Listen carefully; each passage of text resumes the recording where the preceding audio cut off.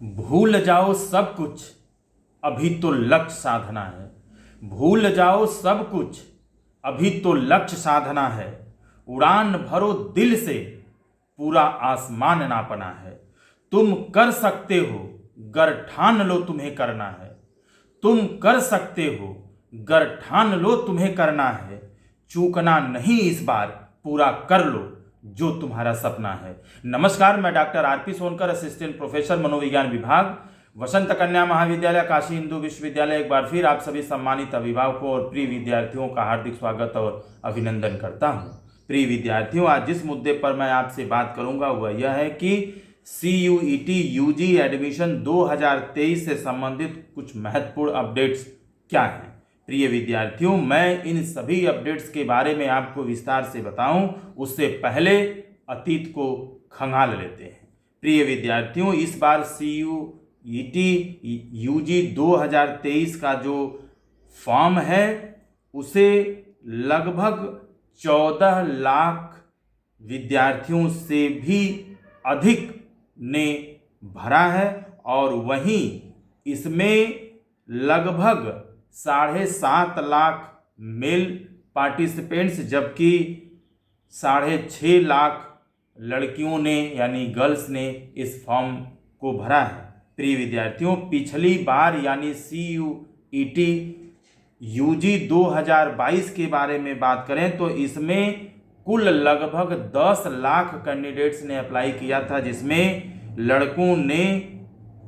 लड़कों की जो संख्या थी वो लगभग 5.5 लाख थी और लड़कियों की संख्या लगभग 4.5 लाख थी। प्रिय विद्यार्थियों, यानी CUET यूजी 2022 में पूरे भारत में लगभग 3,34,000 बच्चों को एडमिशन कराने का मौका मिला था। यानी जितने बच्चों ने फॉर्म भरा था उसमें से मात्र लगभग 33.5% यानी 33.5% बच्चों को एडमिशन करने का मौका मिला था। वहीं अगर 2022 में विश्वविद्यालयों की बात करें तो लगभग CUET यूजी में पूरे देश के 90 से 92 विश्वविद्यालयों को इसमें शामिल किया गया था, यानी विश्वविद्यालय इसमें शामिल थे। जबकि इस बार CUET जो यूजी 2023 का जो फॉर्म है उसमें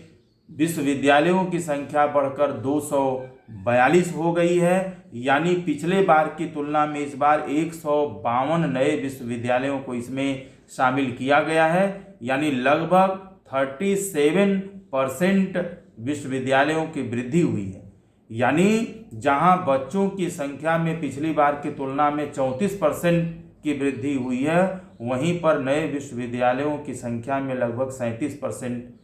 की वृद्धि हुई है। प्रिय विद्यार्थियों, इस बार सबसे ज़्यादा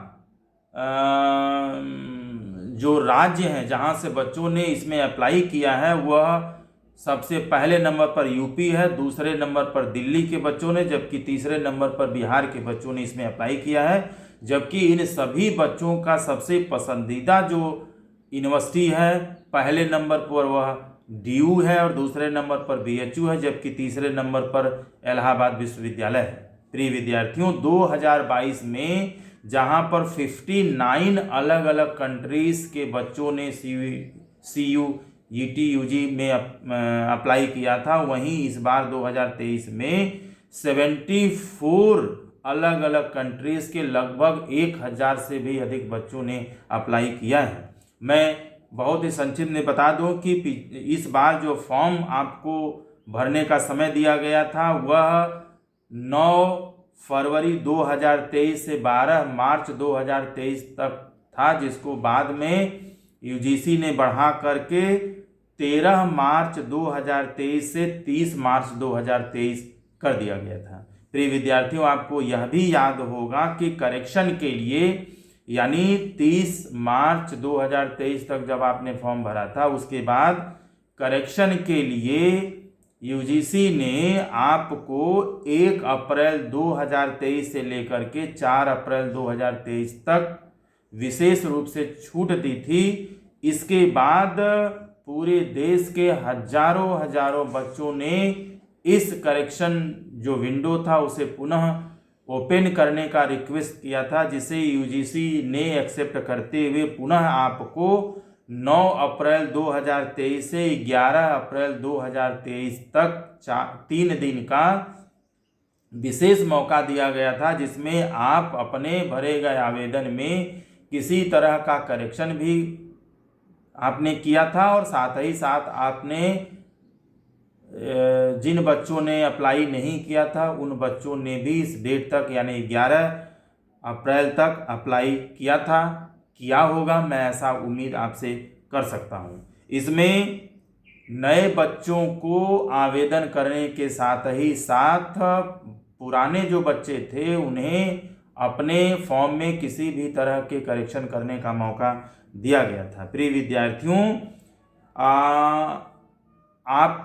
किसी भी तरह की विस्तृत जानकारी यदि आप चाहते हैं तो जो CUET UG की ऑफिशियल वेबसाइट है cuet.samarth.ac.in पर आप जा करके विस्तृत जानकारी प्राप्त कर सकते हैं। साथ ही साथ CUET UG का जो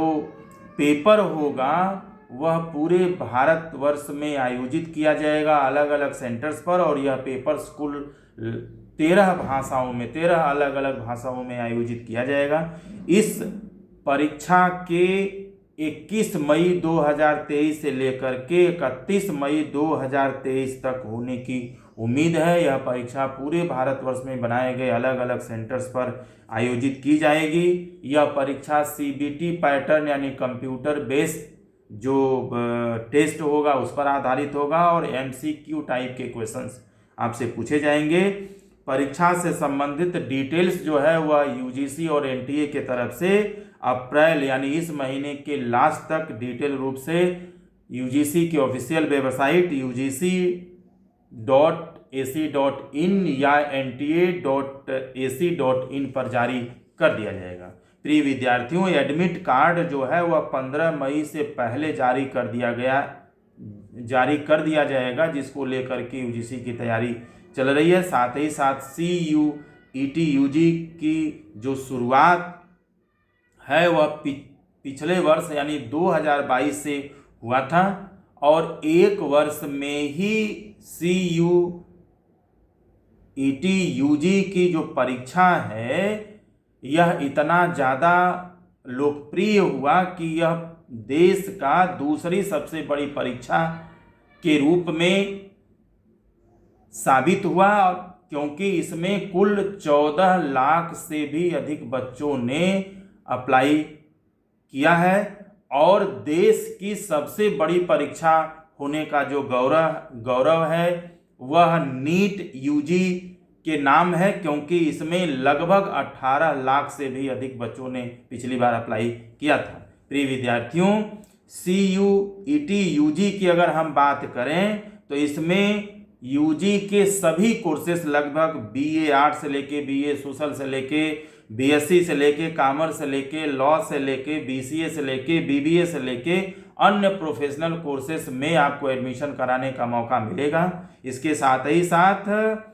इसमें 3 अलग अलग सेक्शंस में मिलाकर आप अधिकतम 10 विषयों का चयन कर सकते हैं, यानी 10 विषयों की आप परीक्षा दे सकते हैं, जिससे संबंधित अलग अलग कोर्सेज में आपको एडमिशन कराने का मौका मिलेगा। प्रिय विद्यार्थियों, अब जल्दी से हम बात करते हैं कि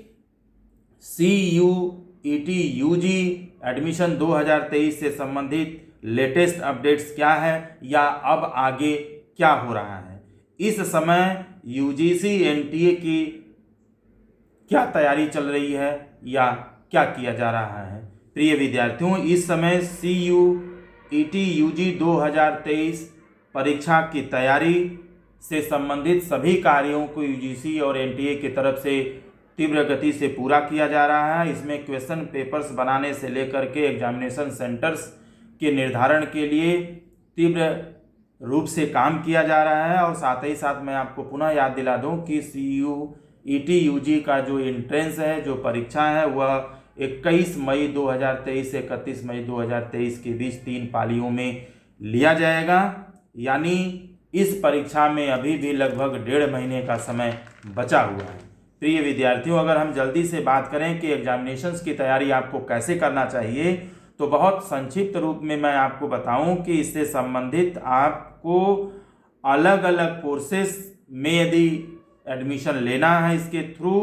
तो इसके लिए आपको अलग अलग तरह के चीज़ों को निश्चित रूप से ध्यान देना है, पढ़ना है। जैसे आपको जनरल हिंदी की तैयारी करनी है, जनरल इंग्लिश की तैयारी करना है, जीके जीएस की तैयारी करना है, और साथ ही साथ जिस कोर्स के एडमिशन के लिए आपने यह फॉर्म भरा है, जिसमें आप एडमिशन लेना चाहते हैं, उस कोर्स से रिलेटेड अलग अलग सब्जेक्ट की भी तैयारी आपको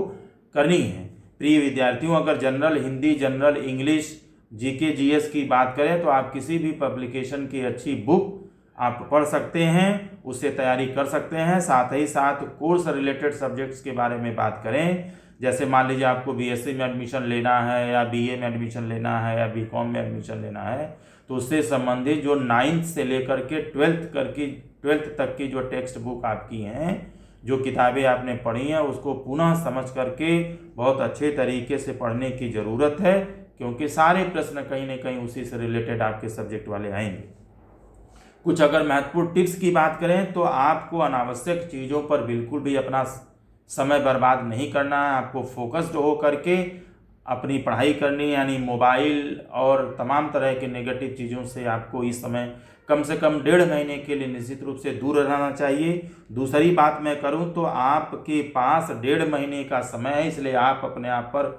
फोकस्ड करें, अपने आप को समय दें। तीसरी महत्वपूर्ण बात यह है कि आप किसी भी चीज़ को, चाहे जनरल हिंदी हो, इंग्लिश हो, जीके जीएस हो, या आपके पेपर सब्जेक्ट्स के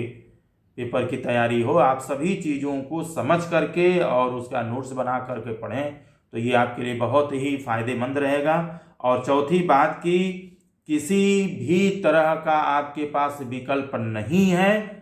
इसलिए आपको जी जान से लगना है, इसकी तैयारी करना है। इस मानसिकता के साथ आपको निश्चित रूप से तैयारी करनी पड़ेगी। प्रिय विद्यार्थियों, आपको कभी भी दूसरों को दिखाने के लिए नहीं पढ़ना है, बल्कि खुद के सपनों को पूरा करने के लिए आपको कड़ी से कड़ी मेहनत करना है। प्रिय विद्यार्थियों, आपको समय के अंदर ही पूर्ण रूप से तैयारी करनी है, और साथ ही साथ आपको अपने हिसाब से एक बेहतर स्ट्रैटेजी बनानी होगी, जिससे आप बेहतर परफॉर्मेंस कर सकें। साथ ही साथ आप चाहें तो मॉक टेस्ट के थ्रू भी आप प्रैक्टिस कर सकते हैं, जो आप उसके ऑफिशियल वेबसाइट पर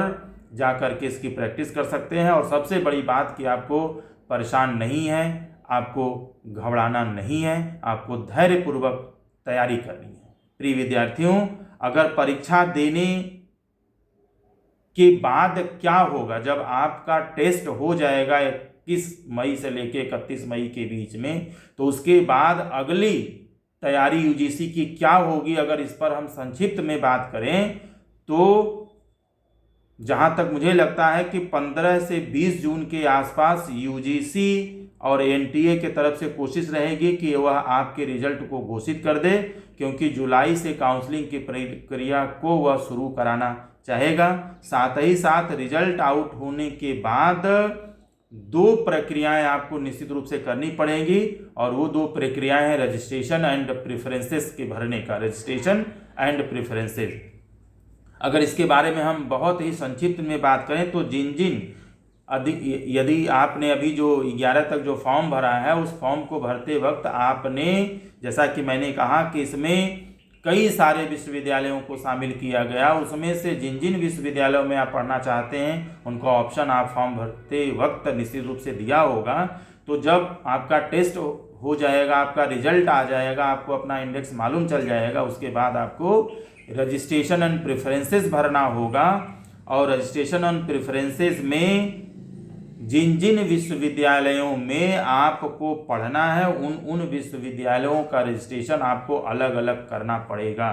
और प्रत्येक विश्वविद्यालय का जो रजिस्ट्रेशन है उसकी फीस भी आपको अलग अलग जमा करना पड़ेगा। साथ ही साथ एक ही विश्वविद्यालय में अलग अलग तरह के कोर्सेज को पढ़ने के लिए आपको अलग अलग कोर्सेज में रजिस्ट्रेशन कराना होगा, और साथ ही साथ उसकी फीस भी आपको अलग अलग भरना पड़ेगा। जिसमें रजिस्ट्रेशन आप करेंगे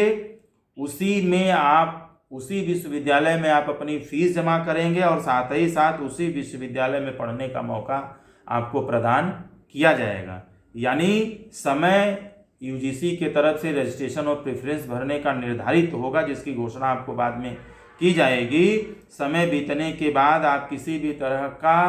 रजिस्ट्रेशन और प्रेफरेंस में सुधार नहीं कर पाएंगे। आवेदन के समय आपने, जैसा मैंने पीछे भी बात कर रहा था कि आवेदन के समय आपने अलग अलग विश्वविद्यालयों का नाम भरा था और इसमें आप सिर्फ उन्हीं विश्वविद्यालयों का नाम भर सकते हैं जिन विश्वविद्यालयों में आपको पढ़ना है। जिन विश्वविद्यालयों में आपको नहीं पढ़ना है उसको आवेदन करते समय यानी फॉर्म भरते समय भरने के बावजूद भी रजिस्ट्रेशन में आप उसको हटा सकते हैं। जैसे थोड़ी देर के लिए आप एग्जाम्पल के थ्रू समझिए कि जैसे मान लीजिए अभी आप जो फॉर्म भर रहे हैं 11 तक, आपने पूरे देश के 5 विश्वविद्यालयों में आपने ऑप्शन टिक किया कि यदि हमारा एडमिशन होता है तो इन्हीं हम 5 विश्वविद्यालय में पढ़ना चाहेंगे और 5 विश्वविद्यालय का नाम आपने भरा। जैसे मान लीजिए आपने डीयू भर दिया, आपने बीएचयू भर दिया, आपने इलाहाबाद यूनिवर्सिटी भर दिया, आपने BR अम्बेडकर यूनिवर्सिटी लखनऊ भर दिया, आपने जामिया मिलिया इस्लामिया यूनिवर्सिटी का नाम भर दिया, 5 का भर दिया। और आपको बाद में जब रिजल्ट आउट हो गया और जब आप रजिस्ट्रेशन करेंगे, रिजल्ट आउट होने के बाद और प्रेफरेंसेस भरेंगे तो उसमें आपको ऐसा लगा कि नहीं, मैंने 5 तो नाम दिया था फॉर्म भरते समय, लेकिन अब मुझे सिर्फ और सिर्फ 2 ही जगह पे पढ़ना है। पहले नंबर पर अगर मुझे एडमिशन लेने का मौका मिलेगा तो मैं बीएचयू में पढ़ना चाहूँगा और दूसरा इलाहाबाद यूनिवर्सिटी में पढ़ना चाहूँगा, बाकी और विश्वविद्यालयों में मैं नहीं पढ़ सकता। उस कंडीशन में आप रजिस्ट्रेशन जब करेंगे रिजल्ट आने के बाद तो आप सिर्फ और सिर्फ इन्हीं 2 विश्वविद्यालयों का रजिस्ट्रेशन करेंगे और इन्हीं 2 विश्वविद्यालयों की आप फीस जमा करेंगे, बाकी विश्वविद्यालयों को आप छोड़ दें। और इन विश्वविद्यालयों में अलग अलग कोर्सेज के लिए यदि आप इंटरेस्टेड हैं तो वो भी आप कर सकते हैं और उसकी फीस आपको अलग अलग जमा करनी पड़ेगी। प्रिय विद्यार्थियों, यदि आगे अगर हम इससे संबंधित कुछ और महत्वपूर्ण बात करें तो आपको रजिस्ट्रेशन और प्रेफरेंस के लिए लगभग 1 महीने का समय मिलता है, जिसका निर्धारण आपको यूजीसी की तरफ से या एनटीए की तरफ से बाद में नोटिफिकेशन द्वारा प्राप्त हो जाएगा। यानी रजिस्ट्रेशन करने के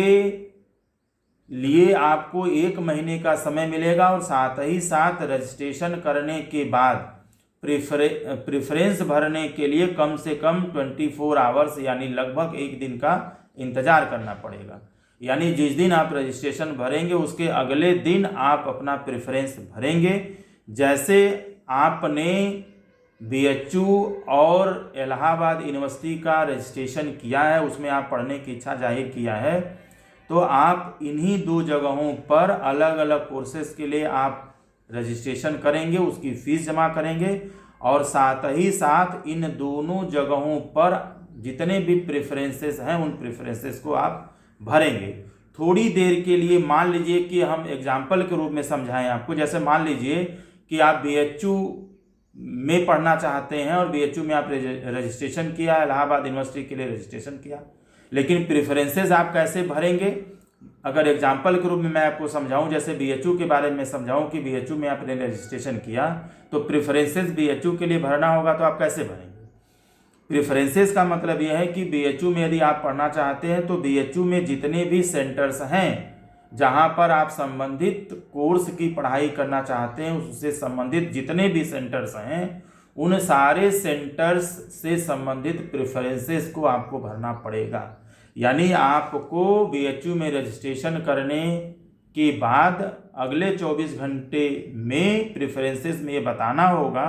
कि आप बीएचयू मेन कैंपस में पढ़ना चाहते हैं सिर्फ, या एमएमबी में पढ़ना चाहती हैं अगर आप फीमेल कैंडिडेट्स हैं, या आरजीएससी में आप पढ़ना चाहते हैं, या बीएचयू के एफिलिएटेड कॉलेजेस में वीकेएम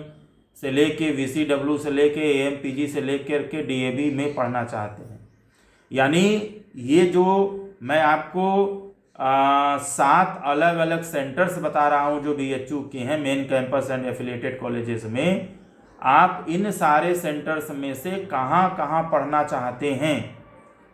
उतने सेंटर्स को आप प्रेफरेंसेस में भरेंगे। ठीक है,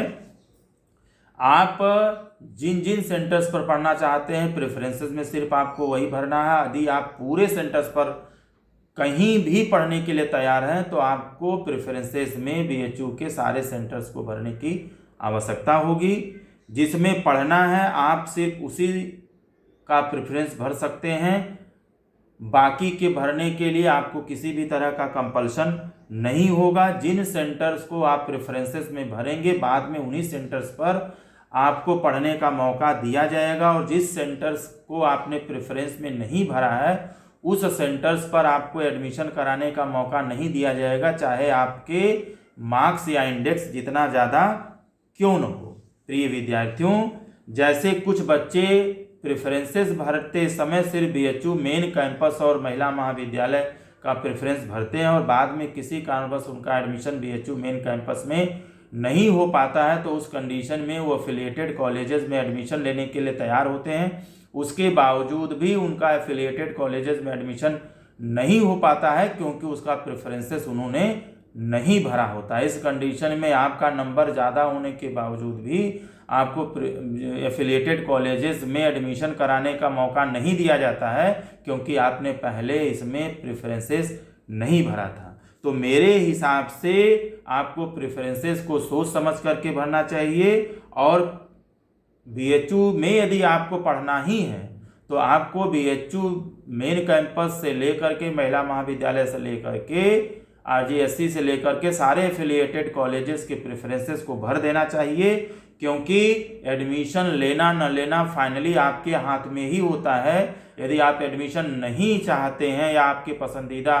कॉलेज में नहीं मिलता है तो आप फीस नहीं जमा कर सकते हैं, यानी अंततः एडमिशन लेने का जो निर्णय होता है वो आपके हाथ में ही होता है। अगर किसी कारणवश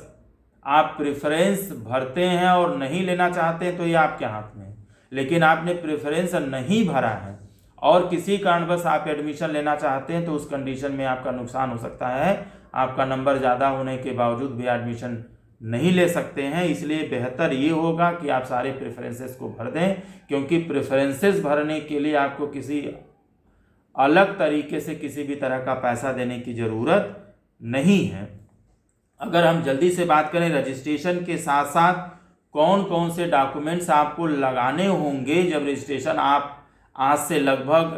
2 महीने बाद करेंगे, तो वहाँ पर किस किस डॉक्यूमेंट्स की ज़रूरत होगी, कृपया आप इसको बहुत ध्यान से सुने और इसकी तैयारी आप समय रहते कर लें। आपको कुछ महत्वपूर्ण डॉक्यूमेंट्स को अपलोड करना पड़ेगा जब आप रजिस्ट्रेशन करेंगे। ठीक है, यानी जब आपको रजिस्ट्रेशन करने का समय लगभग 15 जून के आसपास मिलेगा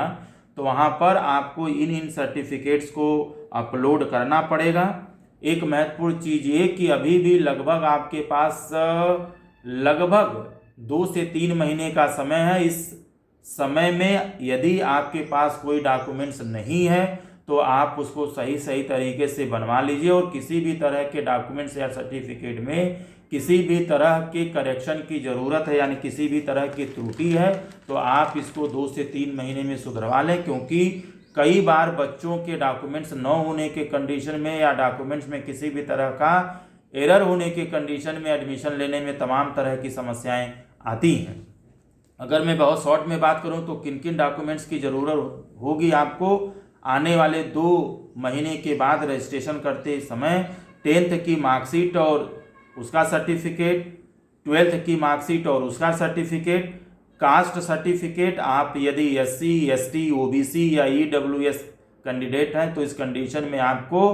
कास्ट सर्टिफिकेट का होना आपके पास ज़रूरी है। कास्ट सर्टिफिकेट नया होना चाहिए और सेंट्रल का होना चाहिए। अगर आप स्टेट भी बनवा सकते हैं तो सेंट्रल प्लस स्टेट दोनों का बनाइए, लेकिन आप सेंट्रल यूनिवर्सिटी में एडमिशन चाहते हैं तो कास्ट सर्टिफिकेट आप सेंट्रल वाला ही अपलोड करेंगे, उसका इस्तेमाल करेंगे। साथ ही साथ इनकम सर्टिफिकेट आपके पास होना चाहिए। इसके साथ ही साथ पीसी कैंडिडेट के लिए पीसी सर्टिफिकेट, और यदि आप बीएचयू के एम्प्लॉई हैं तो उस कंडीशन में एम्प्लॉई सर्टिफिकेट की ज़रूरत होती है। इसके साथ ही साथ अगर मैं कुछ अन्य महत्वपूर्ण सूचनाओं के बारे में, अपडेट्स के बारे में बात करूं तो आपका एडमिशन CUET UG 2023 में होना न होना महत्वपूर्ण रूप से 3 बातों पर निर्भर करता है कि आप किस विश्वविद्यालय में एडमिशन चाहते हैं, क्योंकि अलग अलग विश्वविद्यालयों के लिए कट ऑफ अलग अलग जाता है, और साथ ही साथ आपका इंडेक्स क्या है, और साथ ही साथ आपने प्रेफरेंस क्या भरा है, यानी आप उस प्रेफरेंस में कॉलेज का प्रेफरेंस क्या दे रहे हैं और साथ ही साथ पढ़ने वाले सब्जेक्ट का प्रेफरेंस आप क्या दे रहे हैं। एक महत्वपूर्ण बात ये कि जो CUET UG एडमिशन है इसमें एक सीट के लिए लगभग 15 से 20 बच्चों की फाइट होगी, और साथ ही साथ अपना जो आप स्टूडेंट पोर्टल है उसको आप नियमित रूप से चेक करते रहेंगे जब तक एडमिशन की प्रक्रिया पूरी नहीं हो जाती है, क्योंकि किसी भी तरह का जो इन्फॉर्मेशन है, जो नोटिफिकेशन है, जो सूचना है वो आपको आपके स्टूडेंट पोर्टल के द्वारा ही दी जाएगी। एक महत्वपूर्ण अपडेट आपको बता दें, सूचना बता दें कि यदि आपका CUET UG 2023 में एडमिशन होता है, आपका इंडेक्स बहुत ज़्यादा होने के कारण के आधार पर,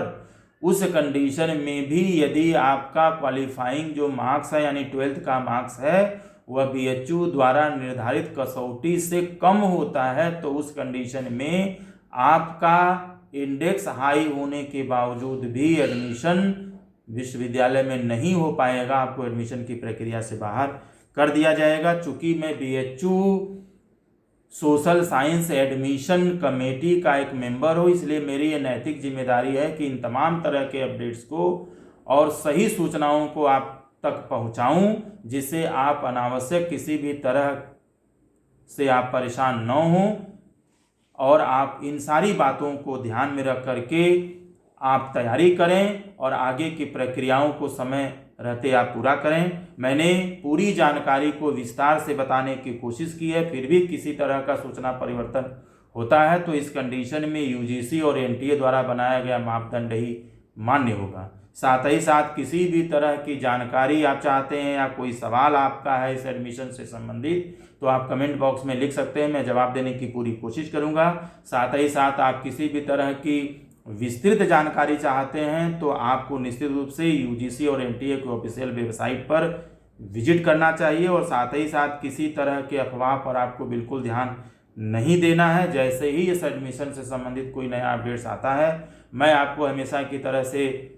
आपके साथ साझा करता रहूँगा। आप सभी खुश रहें, अपना ख्याल रखें। आप सभी को एडमिशन की बहुत बहुत शुभकामनाएं।